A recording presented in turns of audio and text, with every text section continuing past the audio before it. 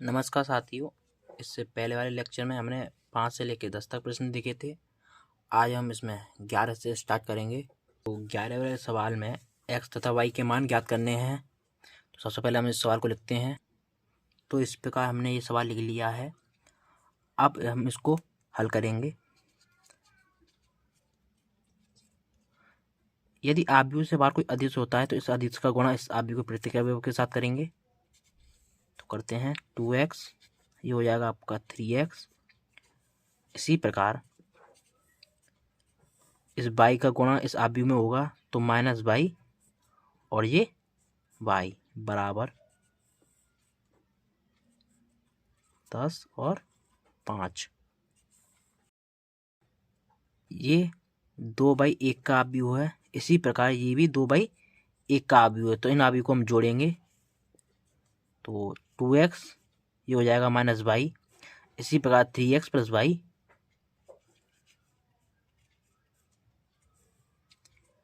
बराबर 10 और 5।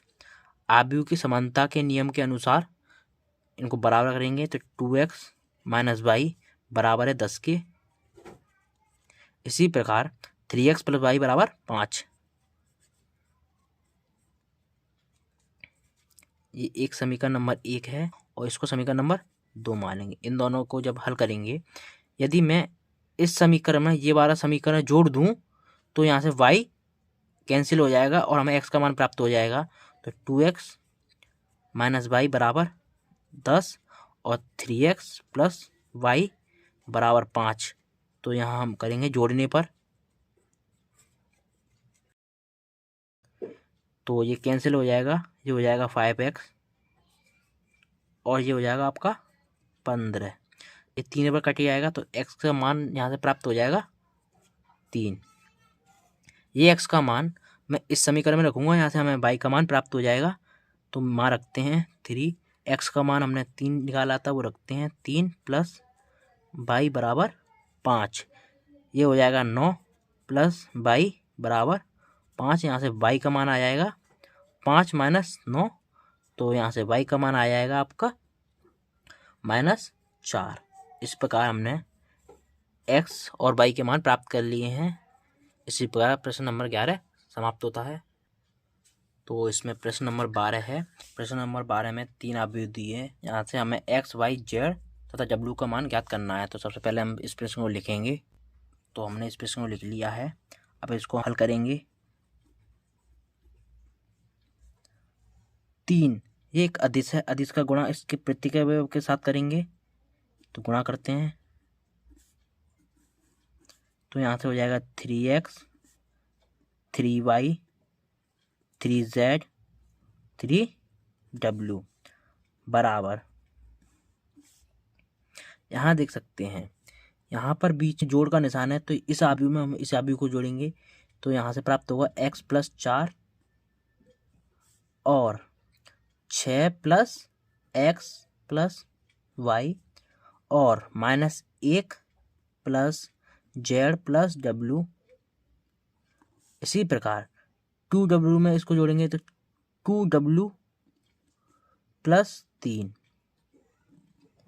अब ये आव्यूह बराबर हैं, तो ये 2/2 का आव्यूह है। इसी प्रकार ये भी 2/2 का आव्यूह है। तो आव्यूह की समानता के अनुसार दोनों आव्यूह आपस में समान होंगे। तो यहाँ से हम बराबर करेंगे तो 3x बराबर x + 4। यहाँ से हम x का मान निकालेंगे तो 3x - x बराबर 4। यहाँ से हमें प्राप्त होगा 2x बराबर 4, तो x बराबर 2। इसी प्रकार हम 3y को इसके बराबर रखेंगे तो 3y बराबर है 6 + x + y की। तो यहाँ से हम y को इधर पक्षांतर करेंगे। 3y - y बराबर 6 + x का मान हमने ये निकाला था 2 रखेंगे 2। 3y में से y गया तो 2y बराबर, ये हो जाएगा आपका 8। यहाँ से हमें y की वैल्यू प्राप्त हो जाएगी 4। इसी प्रकार 3z को हम इसके बराबर करेंगे तो यहाँ से 3z बराबर -1 प्लस जेड प्लस डब्ल्यू। यहाँ से हम जेड को इधर पक्षांतर करेंगे, 3z माइनस जेड बराबर -1 प्लस डब्ल्यू। इसी प्रकार 2z बराबर -1 प्लस डब्ल्यू। यहाँ पर हमें जेड का और डब्ल्यू इनमें से किसी का मान प्राप्त नहीं है, तो हम इस समीकरण को और इस समीकरण को लेंगे, यहाँ से हम डब्ल्यू का मान प्राप्त करेंगे।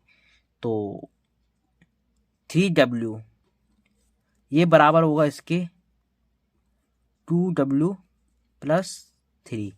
तो यहाँ से 3w, जब 2w को इस अंदर लेके आएंगे तो 2w बराबर 3। यहाँ से हम मान निकालेंगे, 3w में से एक w गया तो w बराबर 3। इस w का मान हम इस समीकरण में रखेंगे, यहाँ से हमें z का मान प्राप्त हो जाएगा। तो 2z बराबर -1, हमने w का मान निकाला था 3, तो रखेंगे। तो 2z बराबर यहाँ से हमें प्राप्त हो जाएगा 2, तो ये कट जाएगा एक बार, तो z बराबर 1। तो यहाँ देखिए हमने x का, y का, z का और ये w का मान प्राप्त कर लिया है। यही हमारा आंसर है। इस प्रकार आपका प्रश्न नंबर 12 समाप्त। तो इसमें प्रश्न नंबर 13 है, f(x) बराबर हमें 3/3 का एक अवयव दिया है, तो इसमें सिद्ध करना है हमें f(x) गुणा f(y) बराबर f(x प्लस y)। तो हम यहाँ पर LHS लेके चलेंगे और हम RH के बराबर उसको सिद्ध कर देंगे। तो LHS के लिए हमें f(x) का मान ये दिया है, हम यहाँ से f(y) का मान निकालेंगे। तो यहाँ देखिए, जब f यहाँ पर ये x है तो इन सभी के एंगल x हैं।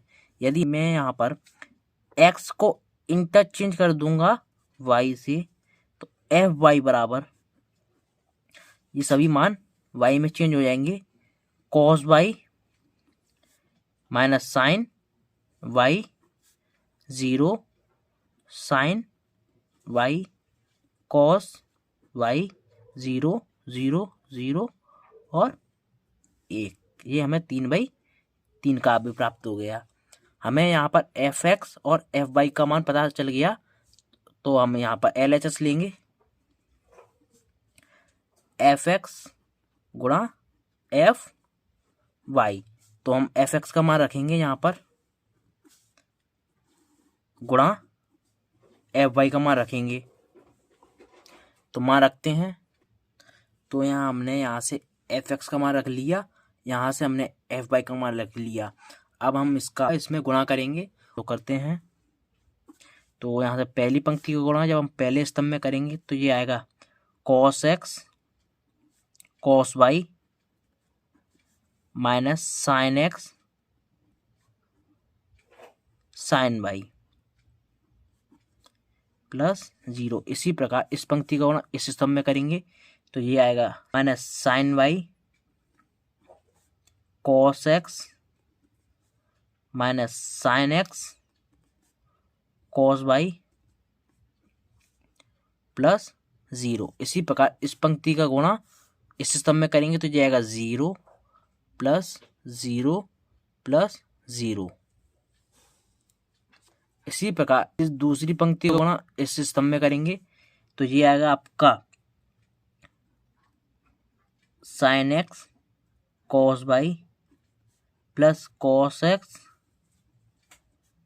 Sign y plus 0। इसी प्रकार इस पंक्ति का गुणा इस स्तंभ में करेंगे तो ये आएगा आपका minus sine x sine y plus cos x cos y plus 0। इसी प्रकार इस पंक्ति का गुणा इस स्तंभ में करूंगा तो ये आएगा 0 प्लस 0 प्लस 0। इसी प्रकार इस पंक्ति का गुणा इस स्तंभ में करूंगा तो ये आएगा 0 प्लस 0 प्लस 0। इसी प्रकार इस पंक्ति का गुणा इस स्तंभ में करूंगा तो ये आएगा 0 प्लस 0 प्लस 0। इसी प्रकार इस पंक्ति को गुणा इस स्तंभ में करूंगा तो ये आएगा 0 plus 0 plus 1।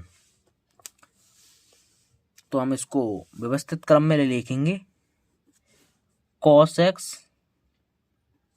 cos y minus sine x sine y मैं इसमें से माइनस कॉमन लूँगा, तो यहाँ से साइन एक्स कॉस वाई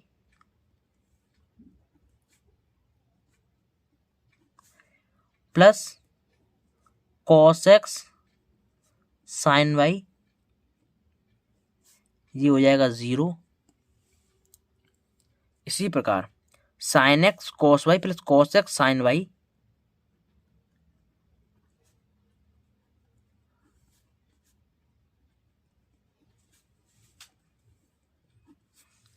ये हो जाएगा cos x cos y minus sine x sine Y,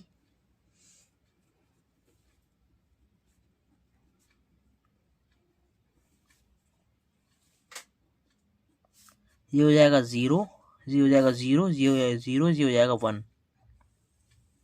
तो यहाँ देखिए ये कॉस एक्स प्लस वाई की सर्वसमीका बननी है, ये साइन एक्स प्लस वाई की सर्वसमीका बननी है, और ये साइन एक्स प्लस वाई की सर्वसमीका बननी है, और ये कॉस एक्स प्लस वाई की सर्वसमीका बननी ही है। ये सभी फार्मूले आपको स्क्रीन पर भी दिख रहे होंगे। तो यहाँ पर हम लिख सकते हैं कॉस एक्स प्लस वाई, इसी प्रकार minus sine x plus y, ये हो जाएगा 0। इसी प्रकार ये हो जाएगा साइन एक्स प्लस वाई, ये हो जाएगा कॉस एक्स प्लस वाई 0, ये हो जाएगा 0। इसी प्रकार ये हो जाएगा 0 और ये हो जाएगा 1।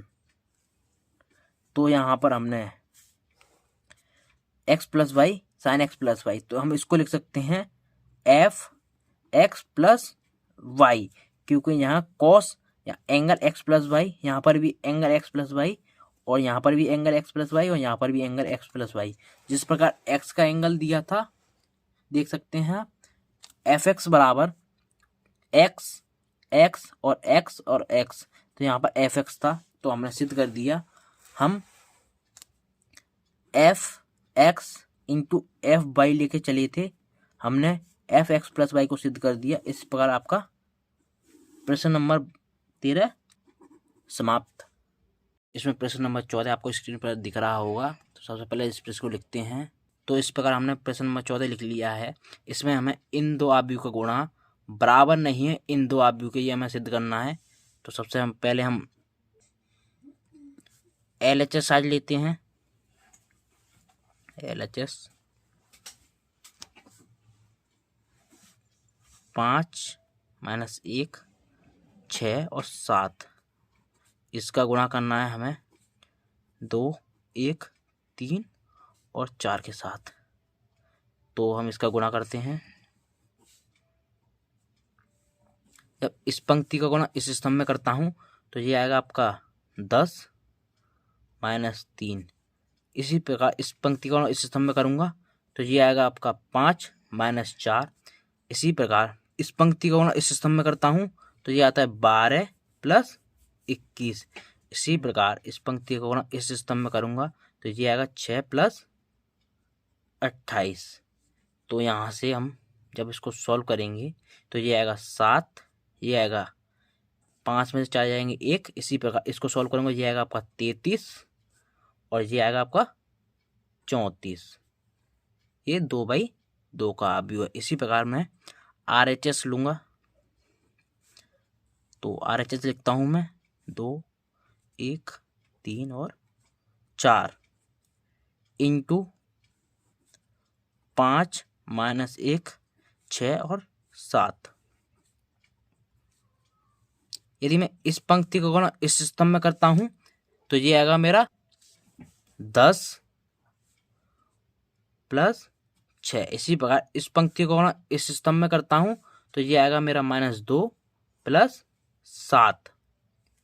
इसी प्रकार इस पंक्ति का गुणा इस स्तंभ में करूंगा तो ये आएगा मेरा 15 + 24। इसी प्रकार इस पंक्ति का गुणा इस स्तंभ में करूंगा तो ये आएगा मेरा -3 + 28। जब मैं इसको सॉल्व करूंगा जब मैं इसको सॉल्व करूँगा तो ये आएगा मेरा 16। इसी प्रकार जब मैं इसको सॉल्व करूँगा तो ये आएगा मेरा 5। इसी प्रकार मैं इसको सॉल्व करूँगा, ये आएगा मेरा 39। और इसको सॉल्व करूँगा तो ये आएगा मेरा 25। तो देख सकते हैं जब मैंने LHS में इन दो आव्यूह को गुणा किया तो मुझे प्राप्त फल ये प्राप्त हुआ। इसी प्रकार मैंने इन दोनों का गुणा किया तो हमें ये आव्यूह प्राप्त हुआ। तो आप देख सकते हैं ये आव्यूह इस आव्यूह को बराबर नहीं है, तो अर्थात हम कह सकते हैं LHS not equals to RHS। ये और ये आव्यूह बराबर नहीं है, यही आपका आंसर है। इसी प्रकार प्रश्न नंबर 14 का दूसरा प्रश्न है, तो यह भी प्रश्न नंबर पहले की तरह ही है। इसमें इन दो आव्यूह का गुणा बराबर नहीं है इन दो आव्यूह के गुणा के। तो सबसे पहले मैं LHS लेता हूं। इसमें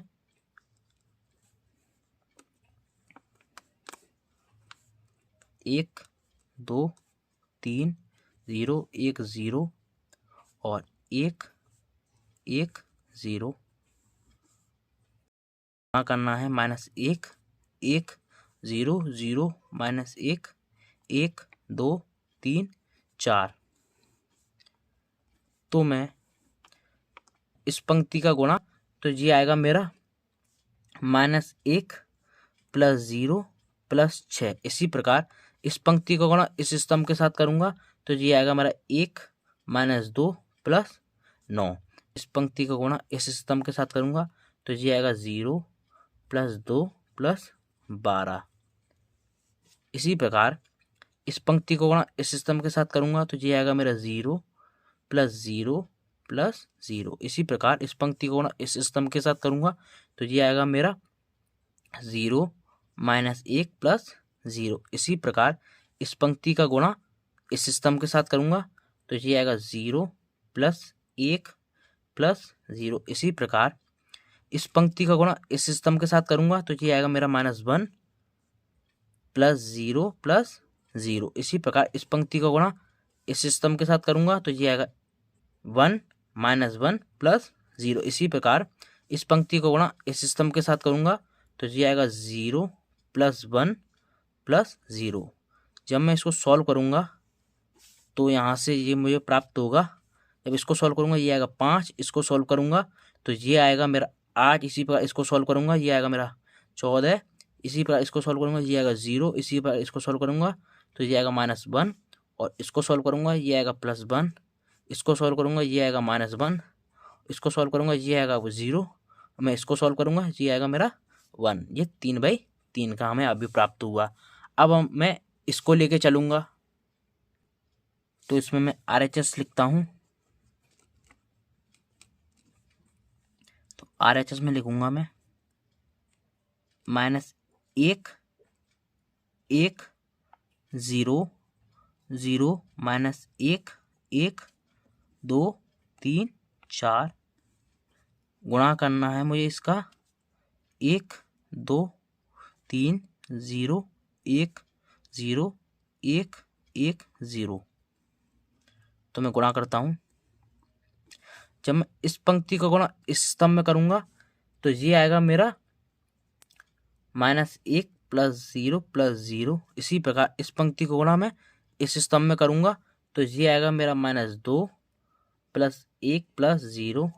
इस पंक्ति को इस स्तंभ में करूंगा तो ये आएगा -3 0 + 0। इसी प्रकार इस पंक्ति का गुणा इस स्तंभ में करूंगा ये आएगा मेरा 0 + 0 + 1। इसी प्रकार इस पंक्ति को गुणा इस स्तंभ में करूंगा ये आएगा 0 - 1 + 1। इसी प्रकार इस पंक्ति को गुणा इस स्तंभ में करूंगा तो ये आएगा 0 + 0 + 0। इस पंक्ति का गुणा इस स्तंभ में करूंगा तो ये आएगा 2 + 0 + 4। इसी प्रकार इस पंक्ति को इस स्तंभ में करूंगा ये आएगा 4 + 3 + 4। इसी प्रकार इस पंक्ति को इस स्तंभ में करूंगा तो ये आएगा मेरा 6 + 0 + 0। यदि मैं इसको सॉल्व करूंगा तो यहाँ से मुझे प्राप्त होगा -1 -1 और ये -3। जब इसको सॉल्व करूंगा तो ये प्राप्त होगा 1, और इसको सॉल्व करूंगा ये प्राप्त होगा 0, और इसको सॉल्व करूंगा तो ये होगा 0, और इसको सॉल्व करूंगा ये होगा 6, इसको सॉल्व करूंगा ये होगा आपका 11, और इसको सॉल्व करूंगा तो ये होगा 6। तो आप यहाँ देख सकते हो जब मैंने इन दोनों का गुणा किया तो मुझे रिजल्ट ये प्राप्त हुआ, और मैंने इन दोनों का गुणा किया तो मुझे रिजल्ट ये प्राप्त हुआ। ये इसके बराबर नहीं है, तो अतः से लिख सकते हैं हम LHS बराबर नहीं है RHS के। इसी प्रकार प्रश्न नंबर 14 आपका समाप्त हुआ।